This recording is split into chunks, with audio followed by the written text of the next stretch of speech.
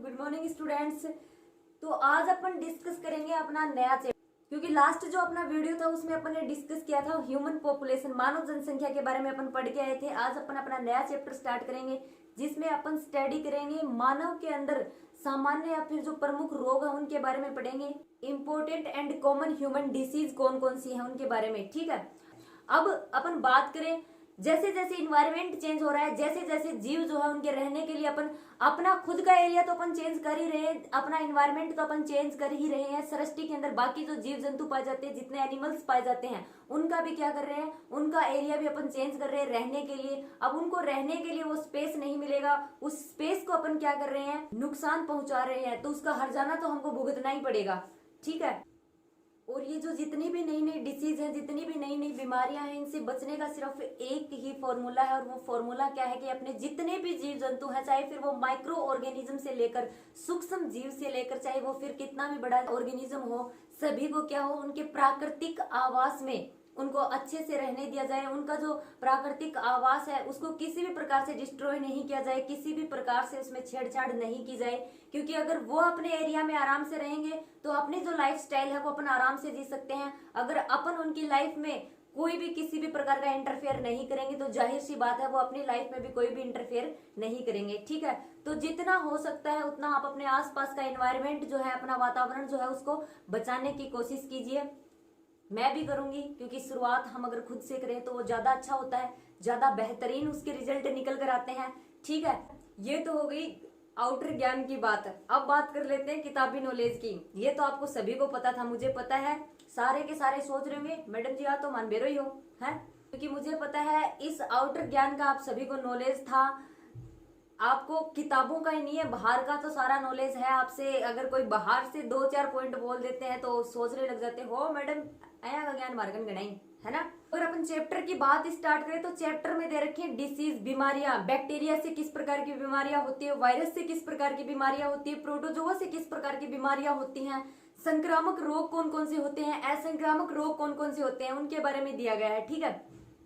Starting में कुछ स्वास्थ्य के बारे में नॉर्मल इंट्रोडक्शन दिया हुआ है। अब स्वास्थ्य क्या है ये तो आपको पता होगा, आई थिंक शायद 4th-5वीं क्लास में से अपन पढ़ते आते हैं। एक लाइन जो होती है वो हर जगह पे लिख के आती है, जिस भी जगह पर स्वास्थ्य की बात आती है तब क्या आते हैं, पहला सुख निरोगी काया, ठीक है। अब जो निरोगी काया या फिर स्वास्थ्य जो होता है, स्वस्थ शरीर आखिर होता क्या है, तो स्वस्थ शरीर क्या होता है इसके बारे में साइंस की भाषा की अगर अपन बात करें, साइंस की लैंग्वेज पर अगर अपन बात करें तो WHO क्या होता है, वर्ल्ड हेल्थ ऑर्गेनाइजेशन, विश्व स्वास्थ्य संगठन, ठीक है। WHO का तो सभी को पता होगा, जब से कोरोना स्टार्ट हुआ है तब से कोई भी टीवी का चैनल आप निकाल लीजिए, सबसे पहले WHO ने कल ये बोला, WHO ने आज ये बोला, WHO परसों ये बोलेगी, WHO ने ये रिपोर्ट जारी की है, सारे के सारे रिकॉर्ड्स डाटा आते हैं तो बार बार सुनने को मिलता है ये नाम, ठीक है। तो WHO क्या होता है, विश्व स्वास्थ्य संगठन, world health organisation.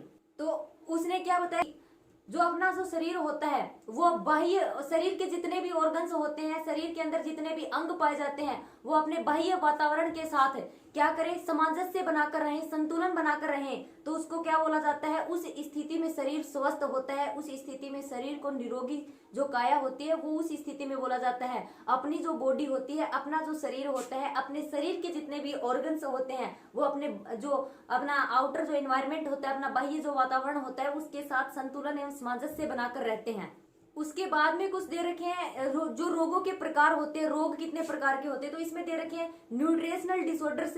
Nutritional disorder से क्या मतलब है, पोषण संबंधी विकृतियां। पोषण संबंधी विकृतियां कौन सी होंगी, पोषण संबंधी विकृतियां वही होंगी जो पोषण की कमी से या फिर पोषण की अधिकता से, खनिज विटामिन जो है इनकी शरीर में अधिकता हो जाए या फिर कमी हो जाए तो उसकी वजह से जो डिसीज फैलती हैं वो क्या है, पोषण विकृतियां या फिर न्यूट्रिशनल डिसऑर्डर्स होते हैं। उसके अलावा सेकंड अगर अपन बात करें तो संक्रमण रोग दिए हुए हैं। संक्रमण रोग या फिर इन्फेक्शन डिसीज कौन सी होती हैं, जो बाहर के जो जैविक कारक होते हैं ना उनके द्वारा बॉडी में फैलाई जाती है। वो जैविक कारक कौन कौन से होते हैं अगर अपन उन पर डिस्कस करें तो इसमें अपने विषाणु आ जाते हैं, अपने जीवाणु आ जाते हैं। तो अपने जो ये विषाणु, माइकोप्लाज्मा या फिर एस्के हेलमिंथेस, ये सब क्या है, ये या फिर प्रोटोजोआ, ये क्या है, जैविक कारक है और इनके द्वारा डिसीज फैलाई जाती है। इनको क्या बोला जाता है, इन्फेक्शन डिसऑर्डर्स या फिर इन्फेक्शन डिसीज बोला जाता है। नेक्स्ट अपन बात करें तो जैव रासायनिक विकृतियां आती हैं। जिनको बोला जाता है बायोकेमिकल डिसऑर्डर्स इंग्लिश में, ठीक है। अब ये किस वजह से होती है? ये रसायन, बॉडी के अंदर जो जीव होते हैं उनकी बॉडी के अंदर जो रसायन होते हैं, उन रसायनों की कमी या फिर अधिकता की वजह से होती हैं। रसायन से मतलब कि जो अपने एंजाइम होते हैं, यूरिया, यूरिक अम्ल वगैरह, हार्मोन जो होते हैं, उनकी जो कमी या फिर अधिकता हो जाती है ना बॉडी के अंदर, तब इस प्रकार की डिसीज होती है। बायोकेमिकल जो डिसऑर्डर्स होते हैं वो इस वजह से होते हैं। अगर नेक्स्ट अपन बात करें तो बहिर्जात रासायनिक विकृतियां, मतलब एक्सोजेनस जो केमिकल डिसऑर्डर्स होते हैं वो क्या होते हैं? जैसे बाहर से किसी प्रदूषक या फिर एलर्जन जो एजेंट होते हैं उनके द्वारा फैलाई जाती है। काफी ज्यादा प्रदूषक या फिर जो धूल के कण होते हैं फॉर एग्जाम्पल, उनसे क्या हो जाती है? एलर्जी हो जाती है बॉडी के अंदर। इस प्रकार की विकृतियां जो किस में आती है? बहिर्जात जो अपने रासायनिक विकृतियां होती हैं एक्सोजेनस केमिकल डिसऑर्डर्स में आती हैं। नेक्स्ट अपन बात करें तो जो अपना जीवन का जो तरीका होता है, रहन सहन जो होता है, उससे भी क्या होती है? विकृतियां फैलती हैं। उससे कैसे? जैसे अपने उठने बैठने के तरीके से, व्यायाम की कमी या फिर व्यायाम की अधिकता से भी कई बार जो होते हैं अपनी बैठने की पोजीशन अगर सही नहीं होती है, अगर बैठे बैठे अपना कंटिन्यू डेली का अगर बैठे बैठे का वर्क होता है और अपने बैठने की पोजीशन सही नहीं होती तो अपने जो कमर होती है उसमें पेन होने लग जाता है, जो अपने शोल्डर्स होते हैं उनमें पेन होने लग जाता है। तो जो अपने डेली के जो लाइफ स्टाइल होती है, जीवन जीने का जो तरीका होता है, उससे भी क्या होती है? डिसऑर्डर्स या फिर बीमारियां होती हैं। एंड जो जेनेटिक डिसऑर्डर्स, अनुवांशिक विकृतियां भी होती हैं। जेनेटिक डिसऑर्डर्स क्या होते हैं? जो पेरेंट्स से दूसरी पीढ़ी में आ जाते हैं, ठीक है, मम्मी पापा से किस में आ जाते हैं? चाइल्ड, बच्चे जो होते हैं उनमें आ जाते हैं, जेनेटिकली होती हैं, एक पीढ़ी से दूसरी पीढ़ी में ट्रांसफर होती रहती हैं।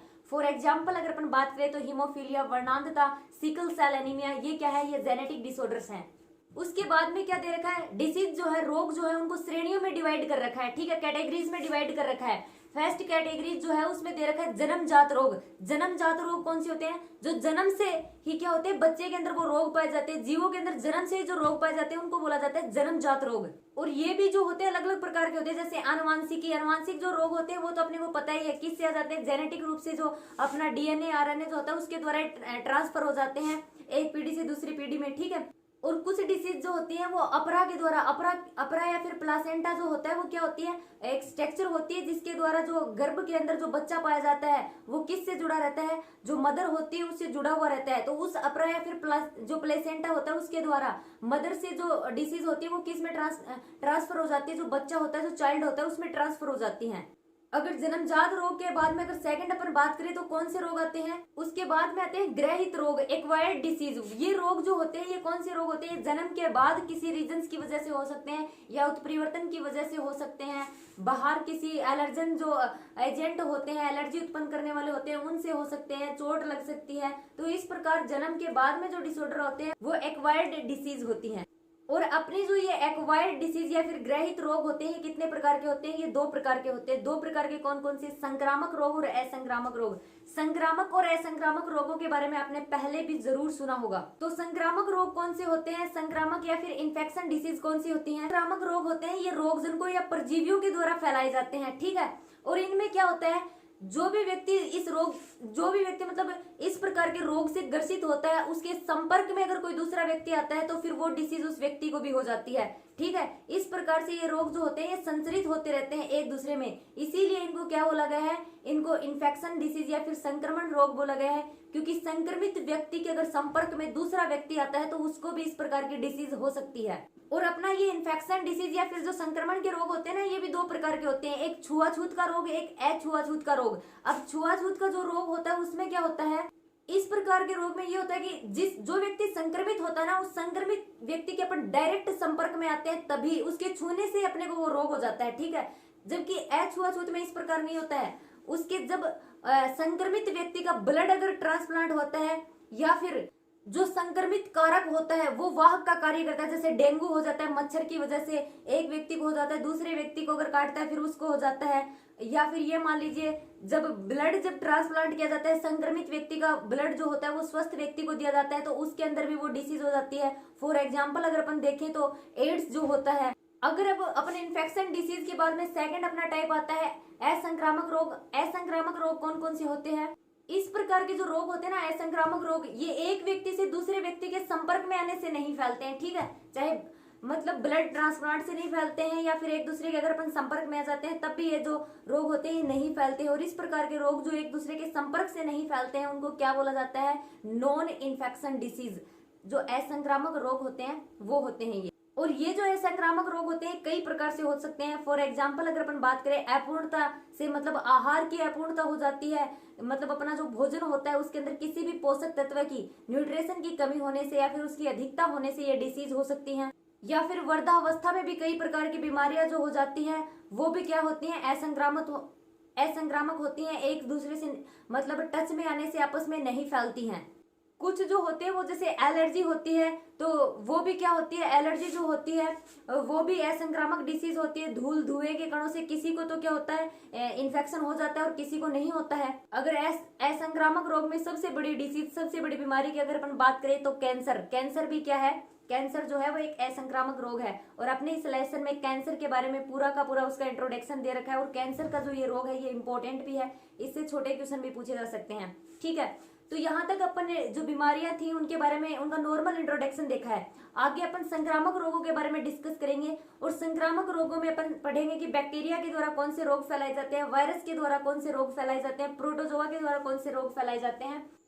और स्टूडेंट्स जितने भी अपनी ये इन्फेक्शन एंड नॉन इन्फेक्शन जो डिसीज हैं, जो अपनी संक्रामक और असंक्रामक ये डिसऑर्डर्स जो दे रखे हैं, ये क्या है, बहुत इंपॉर्टेंट है।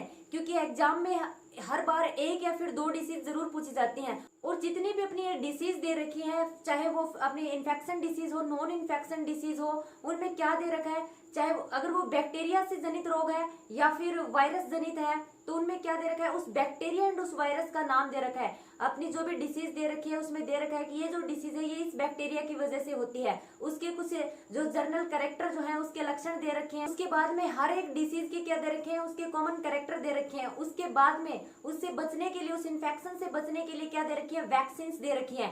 वैक्सीन के नाम दे रखे हैं, उनके लिए लगने वाले जो टीके दे रखे हैं वो दे रखे हैं। वो बहुत ही इंपॉर्टेंट है। बाकी पूरा का पूरा जो ये अपना लेसन है ना, बिल्कुल थ्योरेटिकल लेसन है। ठीक है, इससे छोटे क्वेश्चन जरूर पूछे जाते हैं। तो अपने नेक्स्ट वीडियो में अपन डिस्कस करेंगे इन सारी की सारी जो अपनी डिसीज हैं, डिसऑर्डर्स हैं, इनके बारे में कि किस प्रकार से ये फैलती हैं।